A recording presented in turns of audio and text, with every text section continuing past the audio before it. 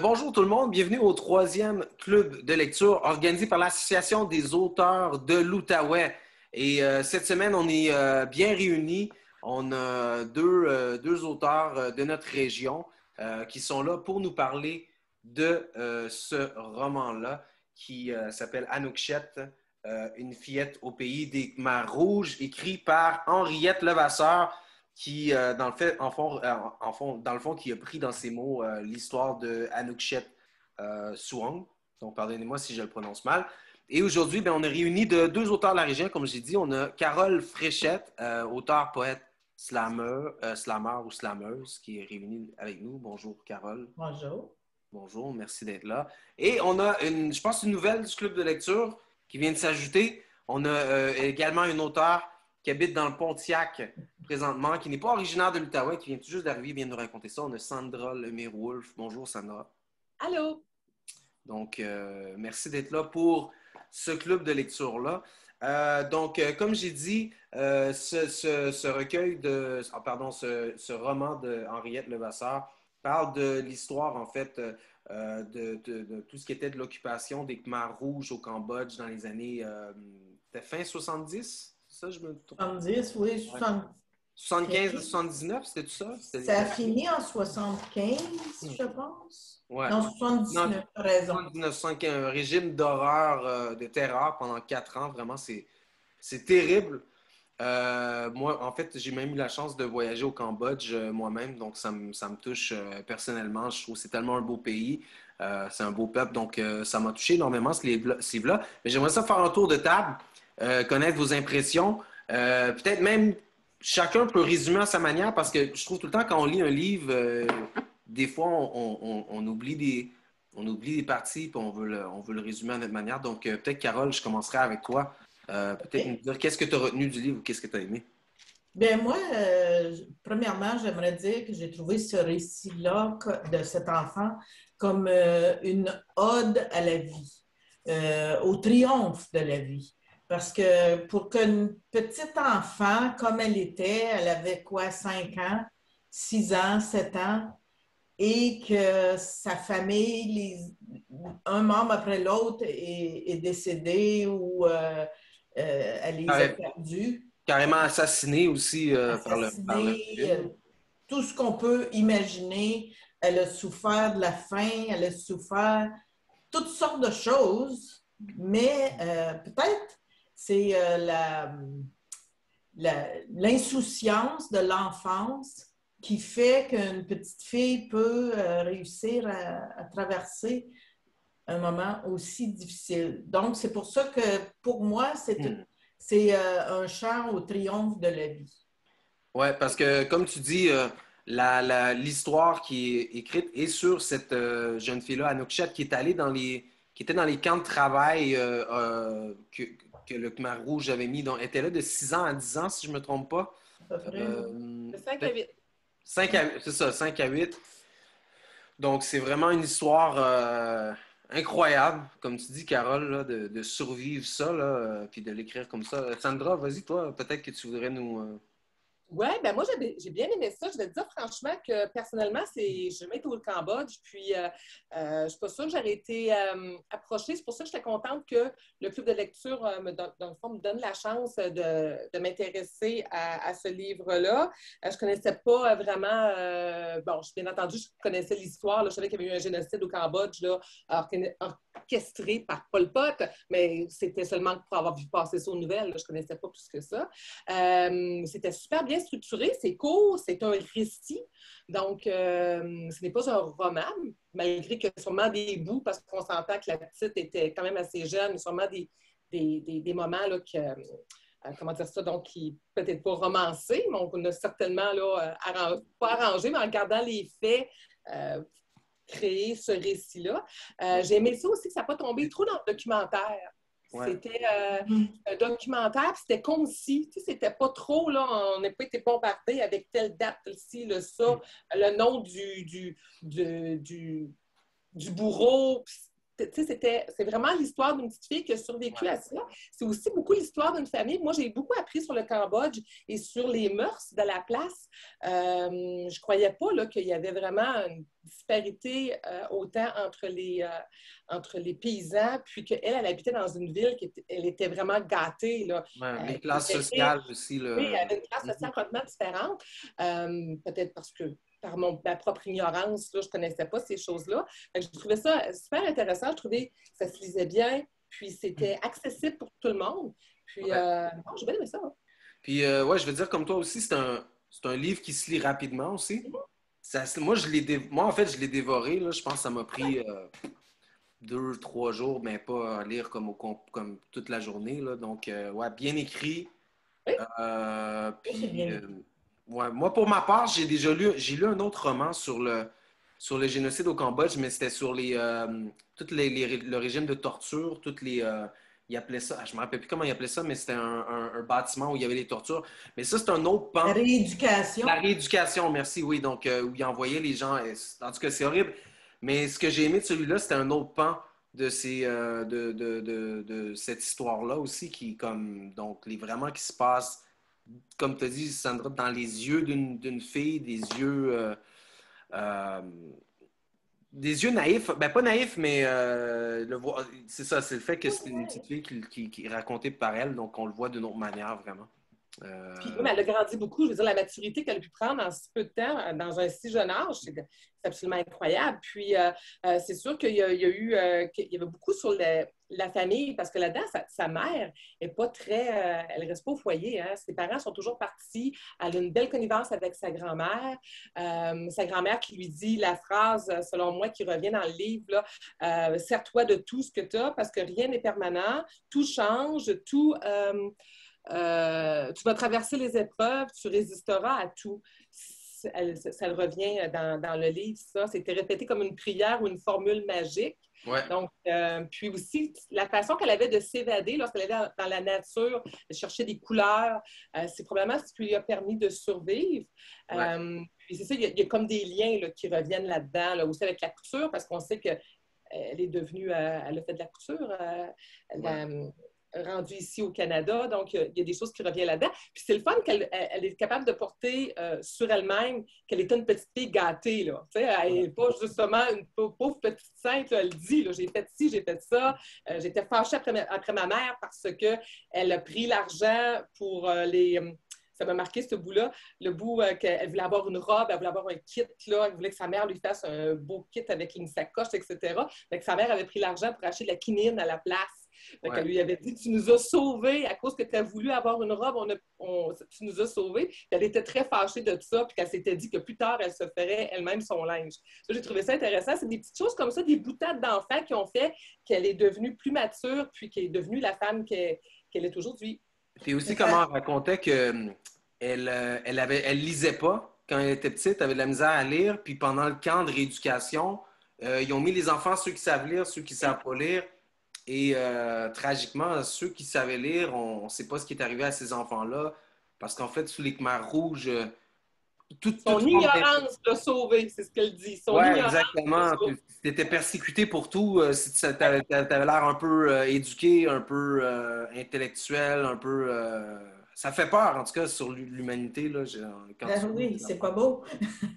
Mais malgré le tragique de l'histoire, du récit, elle avait une légèreté. Puis c'est ça que j'ai trouvé assez fascinant, parce qu'avec toutes les choses terribles qui l'entouraient, puis comme tu as dit, Sandra, un petit coin de nature, une fleur, un cours d'eau, elle s'émerveillait, puis elle trouvait la paix là-dedans, elle trouvait la beauté là-dedans. Oui. Puis donc, ça l'allégeait. Elle a travaillé avec, c'est comme ça qu'elle a rencontré dans le fond aussi Henriette Levasseur. Hein? Elle travaillait dans des soins palliatifs, donc c'est quelqu'un qui sait prendre du recul sur qu'est-ce qui se passe. Donc, elle est très résiliente. Mais qu'est-ce qu'on apprend beaucoup aussi là-dedans, c'est qu'on se rend compte que de tous les grands conflits qu'il y a eu, c'est la même chose qu'on a eu aussi en Allemagne avec les Juifs, c'est toujours une quête de pouvoir, c'est toujours de vouloir exterminer ceux qui ont des richesses pour dire que ce sont, dans le fond, les pauvres qui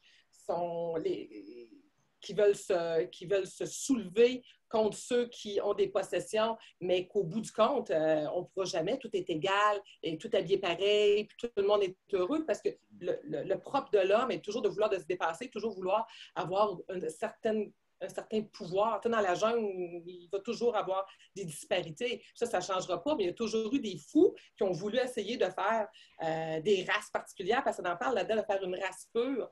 Mais il y a toujours des hommes avec des fusils pour faire avancer les autres. Donc, il y a toujours une disparité. On ne s'en sortira pas. Donc, c'est des folies qu'on a malheureusement vécues sur la planète à plusieurs endroits, un peu partout, quelle que soit notre couleur ou quoi que ce soit, ça revient toujours, cette espèce de folie-là, qu'on essaie de dire aux paysans qui n'ont pas été à l'école, que c'est la faute de ceux qui ont été à l'école, qui sont intelligents, que c'est leur connaissance dans les livres qui est démonisée, et puis qu'il faut tirer ça à terre, tout brûler ça, puis aller travailler dans les champs, puis faire pousser nos légumes, puis qu'on va tout être pareil, c'est totalement utopique. On revient souvent avec ces choses-là, puis malheureusement, on va sûrement revoir... on espère que non, mais ça revient toujours. On peut imaginer que si, quand elle est venue au Canada, a fallu qu'elle réapprenne à penser, parce que même si elle était une petite enfant, elle était endoctrinée, comme on pourrait dire. Oui. C'est inévitable.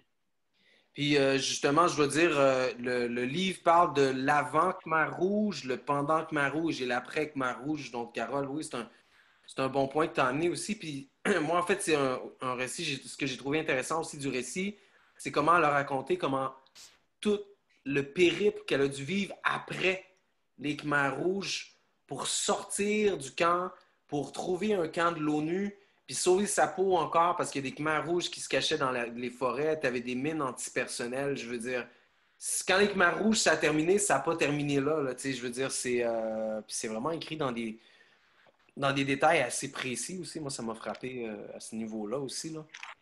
Est-ce que tu as visité des endroits qui j'ai pas visité ce qu'on appelait les Killing Fields, là, mais je suis allé à des monastères bouddhistes au Cambodge.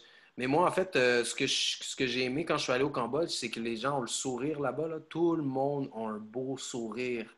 Puis c'est vraiment rayonnant, puis c'est contagieux. Puis aux douanes, tout le monde souriait. Souvent, on va aux douanes, là, puis les gens, ils sont carrés. Mais les Cambodgiens, tout le monde a vraiment un beau sourire. Et ça m'a frappé aussi, comment on disait là-dedans, que même un sourire, tu pouvais être suspect. Comme tu pouvais te faire tuer par le régime des Khmers rouges si juste tu avais un sourire. Fait ça fait réaliser comment justement un sourire, même juste pouvoir être heureux, c'est comme un privilège dans certains endroits ou à certaines époques aussi. T'sais. On en a été privé pendant longtemps avec le port du masque de nos sourires. Ben ouais, c'est ça. Peut-être qu'on peut dire là si on veut, mais bon. Qu'est-ce que vous avez trouvé de l'écriture? Comment vous avez trouvé le style d'écriture de l'auteur? Solide. De solide, hein? Oui, solide, bien structuré, comme Sandra a dit. Une belle qualité d'écriture, vraiment. Oui, oui, oui. Puis comme je disais, c'est concis aussi. Puis c'est sans vouloir trop vulgariser, elle est restée aussi, dans le fond, dans un... c'est accessible. C'est accessible à plusieurs. Là. On pourrait faire lire ça facilement là, à partir de 12 ans. Là, facilement. C'est très accessible. C'est un français aussi qui est assez international. Donc, ça peut être facilement lu en France sans être taxé de colonialisme québécois et de trucs comme ça ou de français canadien, parce qu'il ne faut pas oublier que c'est quand même édité chez David du côté de l'Ontario, mais ça reste quand même que c'est francophone, franco-canadien, et puis ça ne paraît pas du tout, là. C'est très lisse, c'est bien dit. Toi, Carole, à qui tu recommanderais le récit? On doit dire que c'est un récit, pas un roman. Hein. Il y a une différence. Oui, c'est un récit. À qui je recommanderais? Mon Dieu, à tous ceux qui aiment ça, se renseigner sur les différentes civilisations, sur les peuples, parce qu'on apprend beaucoup, beaucoup sur les peuples asiatiques dans ce livre-là, juste par des petits détails sur la nourriture ou des choses comme ça. la religion aussi. La nourriture cambodgienne qui est très bonne aussi, d'ailleurs, je dois dire, souvent à base de... Ah oui? Bien, elle ne mangeait pas toujours des choses intéressantes, des insectes, tout ce qui bouge, qu'elle a Ouais, dit. mais ça, c'était particulier en régime des Khmers rouges. Il était Ben oui, pas je de bonne sais. nourriture. Donc, ça, c'est... Ouais. Elle a trouvé ses protéines où elle pouvait, puis même de nos jours, c'est même devenu très, très bio de manger des grillons, etc. On a appris aussi que les soldats des Khmers rouges aimaient manger des cœurs de l'ennemi. Ça, j'ai trouvé ça, le foie, le cœur, ça, c'était une vision horrible pour elle. C'est étrange parce que c'était avant qu'elle voie ces choses-là qu'elle avait déjà de la difficulté à manger. Elle disait aussi que elle avait vu des gens là, qui étaient privés de nourriture avant qu'elle-même tombe dans la pauvreté. Puis elle avait déjà de la difficulté là, pas festoyer, mais à manger là, ses repas du soir là, parce qu'elle pensait déjà à ces gens-là.